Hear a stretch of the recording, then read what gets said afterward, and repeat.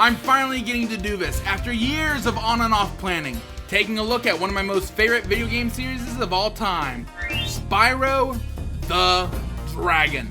The best platforming mascot. How can I back up this claim? Easy. Exhibit A. He's a dragon. He can set an inferno to your crops, your livelihood, and your life if your village doesn't at least offer up one full-grown steer every other day. Who wouldn't want to play as one of these monstrous things? Burninating the countryside, burninating the peasants. Three factors led then fairly new studio Insomniac Games to the creation of Spyro. 1. A demand for more family-friendly games on the PlayStation to more directly compete with Nintendo and to counterbalance the influx of M-rated hits on the system. 2. Somebody on the team making a new 3D game engine perfect for open-world exploration. And 3. One of the game designers / artists just saying, bruh, a dragon would make such a great playable character. Like, you could fly, breathe fire, smash stuff. Like, well, they're my favorite animal. I mean, I know they ain't real, but they're still my favorite animal. They are just the greatest creature. I mean, it's the combination of a Tyrannosaurus Rex with wings and breathes fire. I mean, you've got the best of everything in a dragon. This is new territory for a relatively new team just getting off a completely different kind of game that only had moderate success. But with smart planning and ingenious design decisions, they're able to pull off one of the most notable platforming experiences of that generation, having the Purple Lizard being considered the PlayStation's unofficial mascot. Well, second to Crash, but I'll get into the relationship between the teams behind Crash and Spyro on another date. Just know, these games are great and hold a special place in many people's hearts, mine included. FYI, I'm going to focus on the original PlayStation version of these games, not the recent remake. If you want my opinions on that, check out this cruddy video. At least after watching this one, as I mainly mull over the differences between this and that. With those things out of the way, it's time to address a burning question you may be asking. What are these games even about? Well, they'll have you playing as Spyro, a young dragon who's capable of flaming, charging, jumping, and gliding. In the following games, he will get new moves like hovering, climbing, head bashing, spitting stuff, swimming underwater, and no longer having access to this mostly useless, very situational role. I'll tell you what, Spyro feels wonderful to control. Jumping and making long glides feel inherently satisfying, and using the charge as a dash makes movement feel fast, fluid, and, if you're going through a bunch of enemies and chests, unstoppable. Despite this and playing these games so many times, I had some difficulty with my latest playthrough. I don't know, this game just feels more jank than I remember. I don't remember Spyro having this much air drift, and I distinctly remember the charge being able to clear more height. Well, it does in the sequels, so there's that. So if the gameplay I'm showing here kinda sucks at some points, I would like to apologize in advance for offending your sensibilities, cause it's definitely offending mine. Maybe my muscle memory is thinking of when I played the Reignited Trilogy, especially since I'm using a PS4 controller this time around. In my opinion, Reignited had the best and most refined gameplay, way better than the originals. Heck, I think I remember saying in that video that it probably ruined my ability to play the classic ones because, well, that's probably what's happening. I feel like the best control-related thing with Reignited was the camera control. This game was being released around the same time that DualShock 1 was being introduced with its ingenious and ergonomic twin analog sticks. Obviously the left one's good for movement, but people still haven't figured out that the right one would have been great for camera work. Yeah, you use the back shoulder buttons to move the camera and they are slow. So here's a hint. Although it's not that good, triangle is for looking around, and the Spyro's head is kind of in the way, and he doesn't want to look beyond a 180 cone, and so it's annoying to use. But hey, it can be used as a de facto centering camera button if you hold it for 3/4 of a second. Kind of delayed, but it's practical and, well, better than nothing. They do add dedicated center camera controls in the later games, but I'll talk about major control changes between the games when I get to them. Back to the other end of a controller, if you've only purchased the black bar original release of the game and not the green bar greatest hits version, then there's no analog support at all. So you would have to settle for the 8-directional D-pad to explore these fully 3D environments. It's not bad. I mean, the game was mostly designed with this in mind, but I'd rather be waterboarded by the CIA than try to 100% any 3D Spyro game through D-pad only. So yeah, the controls got better over time, but the gameplay here is still fundamentally solid. Even if you have difficulty performing basic movement and functions because you're new to games or develop spontaneous butterfingers like me, it still feels intuitive and fun to control. The creators took a step out of Nintendo's playbook and made sure Spyro was fun and satisfying to control and built every level perfectly in tune with his abilities. So what do you do with his abilities? These games have a pretty standard collectathon format. You got hub worlds that have multiple levels that you can get to by going through these portals, and dang, the 2 skyboxes is a nice effect. Oh, and the seamless transition for when you enter the levels, seeing this, oh yeah. And then just you diving straight into things, awesome. Man, I wish they kept that seamless transition in every game, but oh well. Each level has a set amount of gems to collect, with each gem color representing a different value. There may also be other things like keys for chests, challenges, side collectibles, level-specific collectibles for their challenges, and, of course, the quintessential main collectible, which switches from game to game. Throughout all of this, there's an interesting dichotomy going on in the gameplay that's a constant in these games. Your main offensive options are either to flame or to charge, so things will require you to do either or. For example, wooden containers can be flamed or charged, but metal ones can't be flamed, only charged. Big enemies can't be charged, only flamed, but small enemies can be flamed or charged. Unless they have armor, then only charged. What if an enemy is both big and armored? Well then, you're royally screwed. Nah, there's always a way to take them out. Always a way.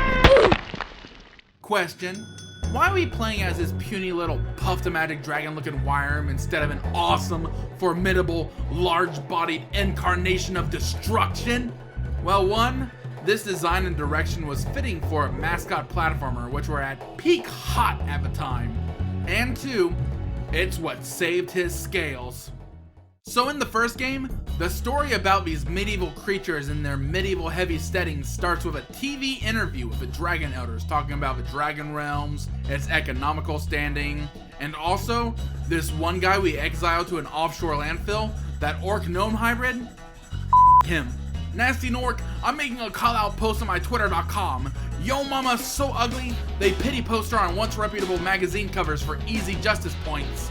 Nasty Nork, yo face so deformed, I bet multi-billion-dollar corporations try to mine it for uranium.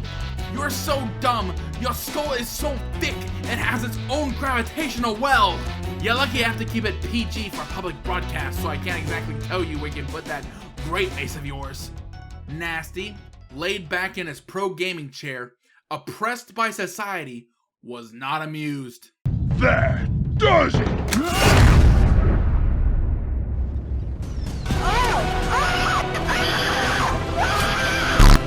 Oh my god. He decides to unleash his apocalyptic level spell that I assume he's been working on, and then just pull out of nowhere because that would make the magic in this world OP. He turns all the dragons into crystal statues, but thanks to his small stature, it missed our title character. Aren't there other adolescent dragons? Was he an early lay before the next wave of dragon eggs? Where are all the female dragons in all this? I don't know, maybe the other kid dragons went into hiding. I don't blame them, since Nasty transformed all the treasure into more of his militant kind. But when others would see danger, Spyro saw opportunity for glory and adventure. Looks like I've got some things to do. So yeah, free all the dragons, defeat all the Norks, get all the shiny things, and stuff. Accomplishing this, you venture through 6 fantastical worlds of the Dragon Realm. Artisans, peacekeepers, magic crafters, beast makers, dream weavers, and Nork Nexus. Each one's practically is and are filled with unique and well-designed levels that are all very adventurous and memorable due to their distinctiveness and or particular gameplay flow and situations.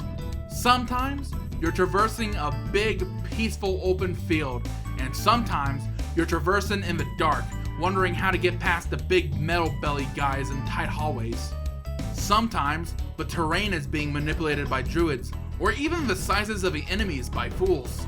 Sometimes you're traversing inside caves filled with unkillable giant spiders, so you just end up going around the long way through squabbling magic users until you come back later to murder them all with power-ups.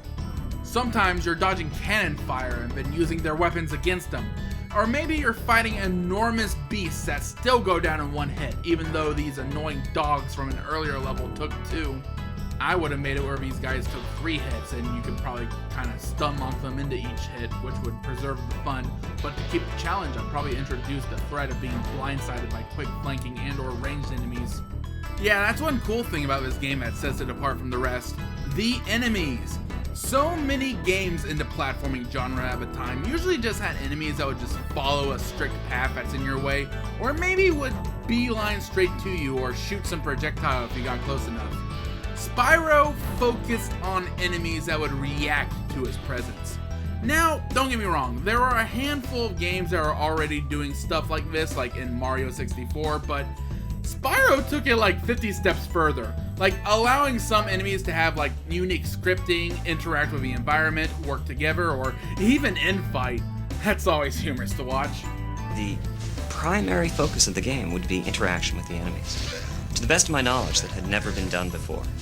No. I'm not hyping them up to like if they had like crazy advanced AI that'll deploy complex squad tactics on you, but I'm saying that they feel like real entities acknowledging you as a threat to their well-being, instead of just feeling like a stale obstacle that just wanted you dead.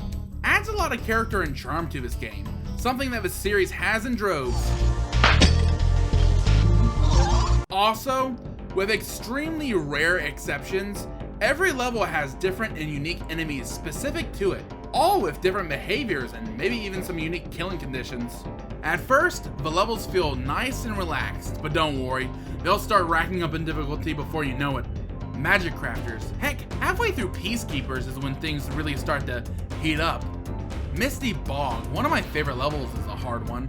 The wildlife is more dangerous than the orcs themselves. Let's see if you can clear the infamous frog room without getting hit. You're not. Treetops. That one bullcrap jump you are definitely not going to find out how to clear within a timely manner on a blind playthrough unless you run this red thief's butt down the moment you see him. It's fate on sight, bruh. Load it. Seriously, look at this.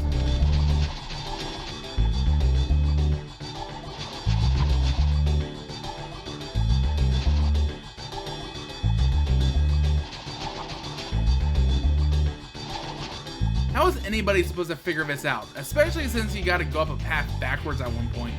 That was quite a ride, Spyro. You've learned a lot since you were a young glider. Yeah, well, you could have found an easier spot to get stuck. There's a quicker way if you try to make a tight 270-degree right turn on the first ramp, but whatever, it's still bullcrap. Almost as bullcrap as the supercharged jump in Haunted Towers, where you think you gotta go up here, but no, it's over here, and there's no gems on that pad to even hint you to go there. There are only like a couple of clues signifying that the secret even exists. No wonder they considered it harder than the Treetops one. You've become a master of the supercharge. Great work. In every single instance where you can super dash, there is a secret place you can get to. I almost forgot to mention, supercharge. Arrows on the ground, supercharge. What supercharge? You charge super fast and you can break through anything. Hard to control, but awesome. There's also a super flame that breaks everything for a short while that you get for Frenchic fairies. Where was I? Oh yeah, hard levels. Toasty, the first boss stage. I already mentioned the annoying hounds that take 2 hits, which makes you very easy to get countered. Infinitely more challenging than the boss itself. It says a sheep on stilts, I love that. Yeah, the bosses in this game are kind of lame. They feel more like big normal enemies and that you just need to hit like 2 or 3 times while avoiding very easily avoidable attacks. My favorite levels include Stone Hill, Clifftown, Dry Canyon, not so much a fan of that last one anymore, but I'm liking Wizard's Peak the more I play that. Dark Passage, North Cove, with its ships and headbutting explosive barrels back at the enemy. Twilight Harbor and its Dorito guns. Yeah, the final level of this game, the Norks have had enough and are busting out the big guns. Or just guns, period. Woodline FN FALs, I believe. NATO's answer to the AK-47 during the Cold War. Though not that prevalent since it didn't see much action. Yeah, I'm a bit of a gun nut. No, I ain't that happy or really surprised when they replaced them with Splatoon gear and reignited. Okay, I need to stop or else I'm going to end up talking about every single level in this game, which would make for a good video on its own, but come on. I love them all, and I appreciate that they really paid close attention to the aesthetics of each stage, even considering color theory and what moods the color palettes would elicit. The visuals are nice, and the music wraps it all together.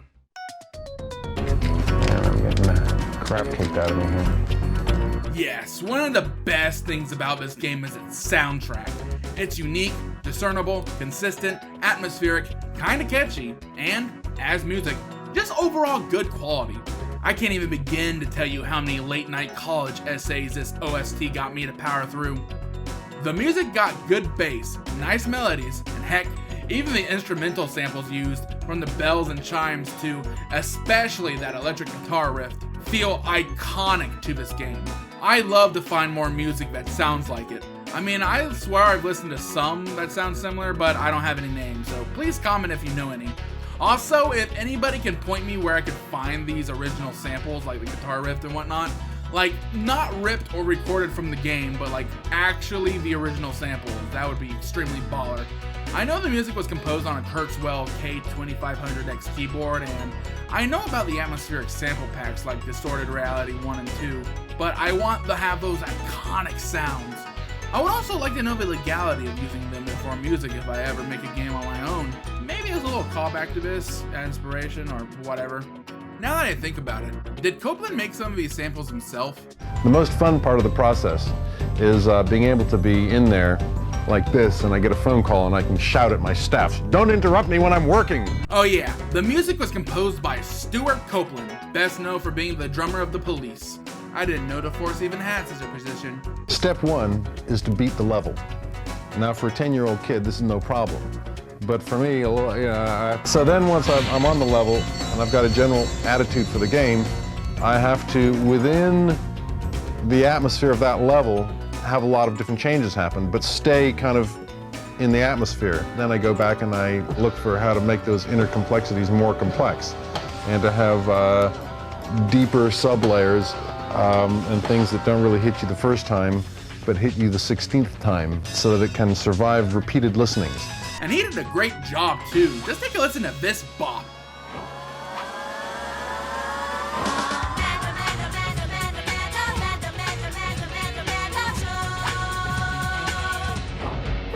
What the heck was that? Well, yeah, here's a funny fact. One of the tracks used in this game was repurposed by Copeland from a 1999 live-action Nick show, The Amanda Show, which I knew it! When I was really young, I think I caught an episode of it at a friend's house or something. I don't remember, but I recognize that its theme was not only from Spyro, but from Wizard's Peak specifically. I wasn't 100% sure, and I couldn't confirm back then, but I knew it. I knew executive producer Dan Schneider. Dan Schneider, more like Dan Schnauzer, you just sly dog. Where was I? Oh yeah, the world of the game. Yeah, remember from the beginning of this video when I mentioned this brand new 3D engine good for exploration? Yeah, believe it or not, Spyro is technologically innovative. But in order to explain how, I'll have to attempt to explain how graphics work. Now forgive me and insult, correct me in the comments if I am off, but basically, from my limited understanding of the subject, graphics, specifically 3D polygonal graphics, work by mapping out geometric shapes using mathematical equations, utilizing that depth-granting z-axis, and slapping a texture on them. I'm sure there's more at play here than what I'm talking about, but each of these equations needs its own little processor, and graphics cards are chock full of them. The more graphic processors a system has, the more polygons and other effects can appear on screen. When the amount of polygons begin to exceed the amount of processors, you'll start to run into performance issues, like how the frame rate drops because the processors are pulling double duty. The problem with large 3D environments, especially during this early 3D period, was that they needed a lot of polygons, and therefore, it was easy for too many polygons to appear on screen. To avoid this, some games use the fog mask so they can render what's only near to you without it looking glaring. Other games just had a relatively low amount of polygons throughout the whole level. For example, in Mario 64, the levels typically had less polygons than Mario's own model. And other games just used a lot of tunnels and segments to load in other areas and or to keep your view obstructed. The engine in Spyro was like, hey, what if we have the objects and environments that are close to the player be rendered with more polygons and detailed textures, while objects and environments that are far away in the distance subtly swap out to models that only use a few polygons with flat colors and or gradient textures. Maybe even have multiple layers to make the differences less jarring. Not only did you have these big, long views where anything in the universe could be seen from afar, but also he created an engine where you could have detail on the objects that were close. Engine to draw the environments has broken down into 7 different little renderers that work on different levels of detail of the environment to try to keep this, the fact that you're seeing tens of thousands of polygons into something that's more manageable. The real trick is that in every transition we try to do a fade or morph transition, something where you're not going to see it. Now the world feels really open without the visuals or the frame rate suffering, and really expands the scope of the gameplay. Hey, what's on the other side of that river? Why don't you glide there and find out? It felt like you could just go anywhere, especially if you were at a high vantage point. This technique is known as level of detail, and is still used in many games to this day. Ooh, look, you can see the sparkle of uncollected gems in the distance. That's a very helpful visual flair. I forgot to mention, but having you collect every single one of a game's most common collectible is an odd choice. I mean, it's fun to smash things and round them all up, but it's easy to miss a few and have no idea where to even begin to look for them, especially if they're intentionally hidden. I remember spending anywhere from 30 minutes to a whole hour on some levels trying to get them all. Like, look at this, I didn't know I can just glide behind here. Now, you can try to use an online guide, but do you know how hard it is to find the specific gems you're missing? Not an easy experience. I'm looking at you, Mario Odyssey, with your purple coins that thankfully come in spurts. Another thing you got on your agenda in this game is reclaiming the stolen dragon eggs from these opportunistic blue dudes. I know they are just plainly called thieves or even egg thieves, but my sister called them blue dudes one time when I was young and impressionable, so that's just what I headcanoned them as, even though there are some that are different colors. As implied, the quintessential collectathon main collectible of this game are the crystallized dragons. If you can even call them a collectible, I mean, you don't really collect them as you. All you gotta do is walk up on their little pedestal, which causes them to break free of their petrification, and they'll give you some advice, or exposition, or something. Then find the balloonist. He'll transport you to the next world. What about Nasty Nork? I'm going after him. Find dragons first. That's all I can tell you. Yeah, that's right, they're all voice acted, which is really cool, but since there are like 80 of them, some are more talkative than others. Thank you for releasing me. Thank you for releasing me. Thank you for releasing me. Thank you for releasing me. Thank you for releasing me. Thank you for releasing me. Oh my gosh, are y'all serious? They're not replaying the same voice clip. They're using different voice actors and told them to say the exact same thing.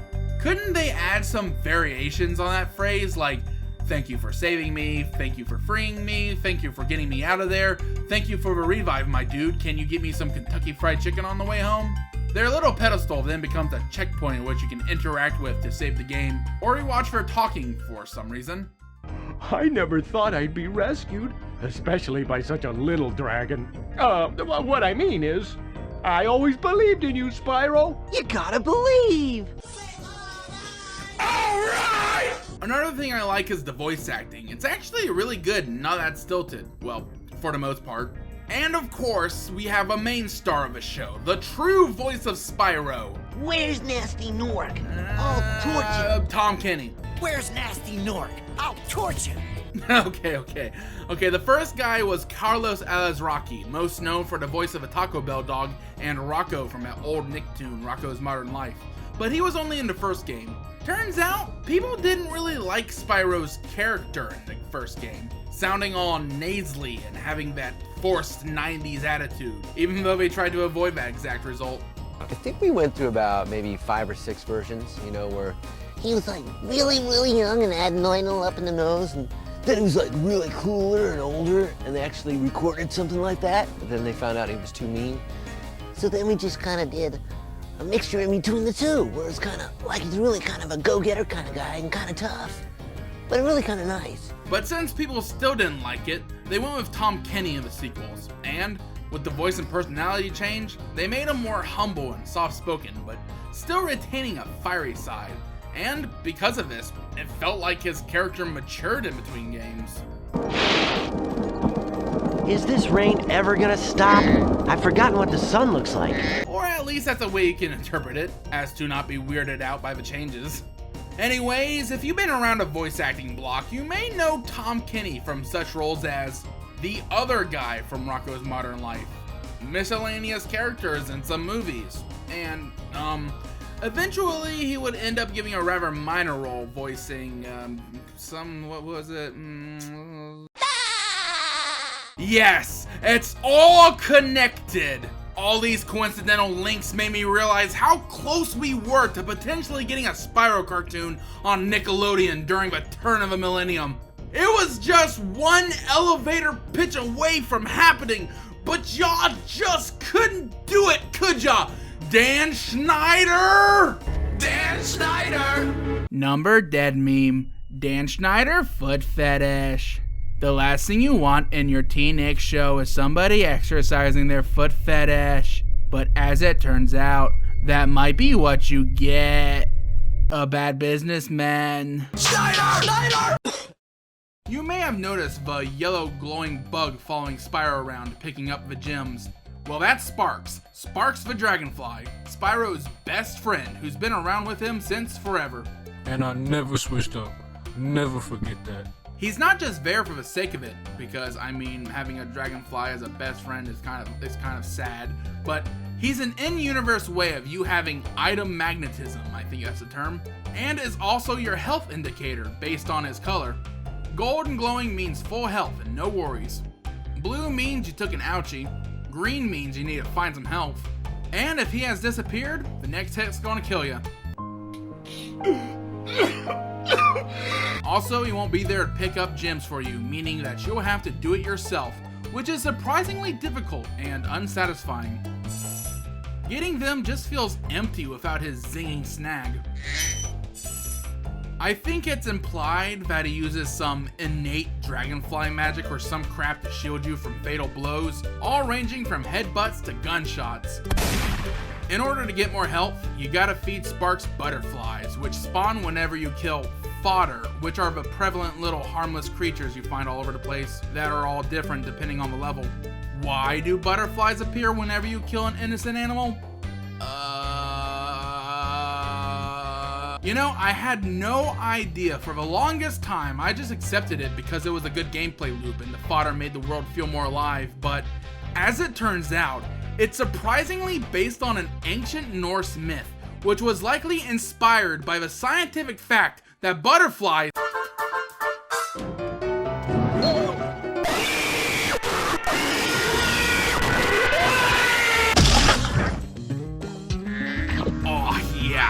that's that good. Hey, watch these mad skills. Boom, bam, bada bop, boom, pow. Yeah, I almost forgot to mention the flying levels, or I guess more commonly known as the speedways. In these stages, you're able to fly around instead of just gliding. Inverted flying controls! Inverted flying controls! I can't change them! I can't change them! Mayday! Mayday!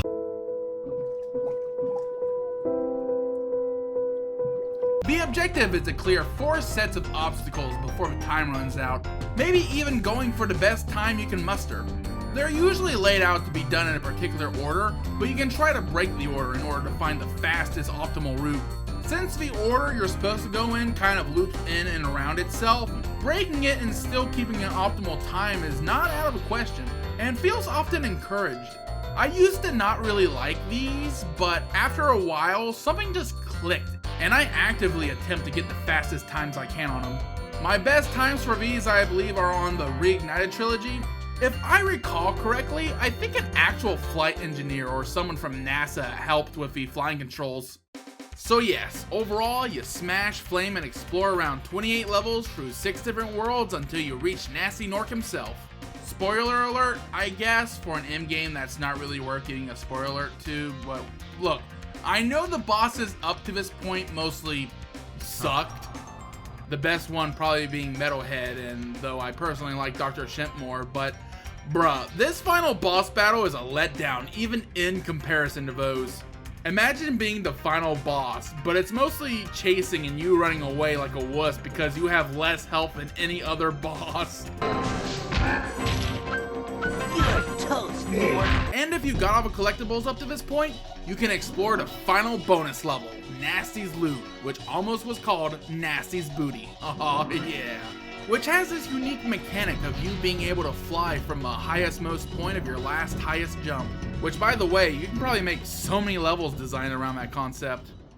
Overall, this game has fun gameplay, amazingly whimsical magical worlds to explore, expertly crafted levels, phenomenal music, and just being a good time from start to finish that still holds up really well to this very day. If you ever feel like playing it, I highly recommend that you do. It is my favorite video game, period.